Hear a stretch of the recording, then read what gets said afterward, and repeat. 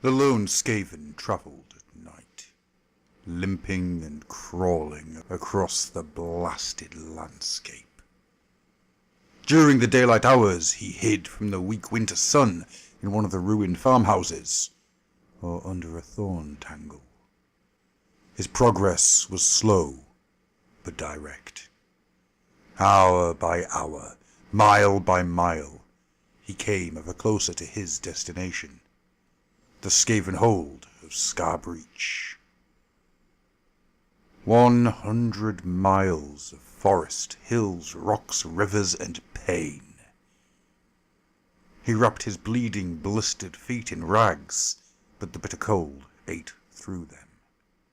The end of his tail turned black with frostbite, and he had to bite it off. He wasn't used to being so alone, or so cold, or so ill. The fever swept through his body in waves of cold and heat. Sometimes he became so weak that he couldn't go any further, and he fell panting on the ground, cold sweat slicking his fur. When the weakness passed, he would pull himself up and go on, crawling if he couldn't manage to walk.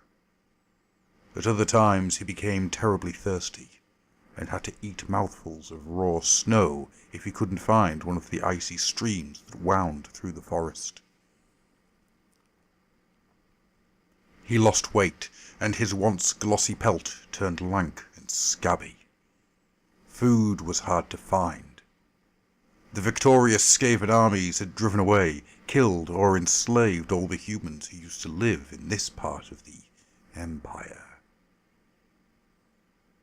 The ruined buildings he came across had been stripped bare, and he was often forced to eat the frozen corpses of humans, or their lost farm animals and pets. The fever was slowly killing him, but it also gave him the will to go on. Strange visions burned through his mind. He saw the lands of the Empire blackened by massed armies of the Skaven. A cloud of blood and death flowing over the land, guided by the terrible red eyes of the great horned rat himself. Nothing could stand before them. Proud knights in their gleaming steel armor, the great stamping war horses, the machines that spat death arrows, crossbow bolts, swords, they were all swept away.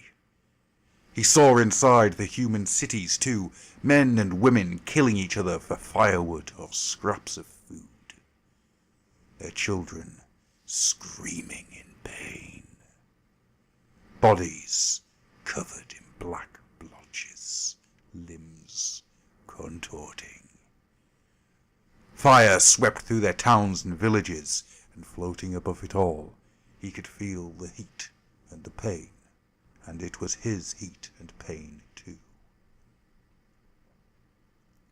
The fever burning in his blood drove him on and on. When the pain was at its worst, it felt as if great claws were ripping through his body.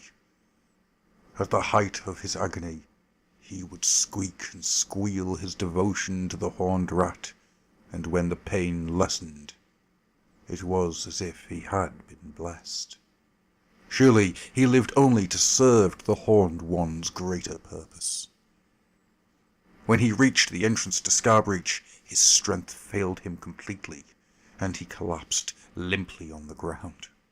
"News," he panted. "I bring news from the north, from Middenheim."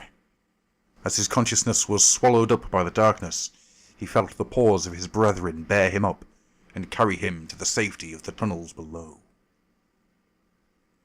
And so it was that the Black Plague was brought to Scarbreach. Within days, the infection took such a hold that no Skaven would ever leave that benighted place alive. Thus was the battle returned to the enemy, and the children of the Horned Rat were led to deceive themselves. For their foul deity is not the only power in the heavens. All things wax and wane, and the star of Sigmar rose once again to spread its benison over the Empire.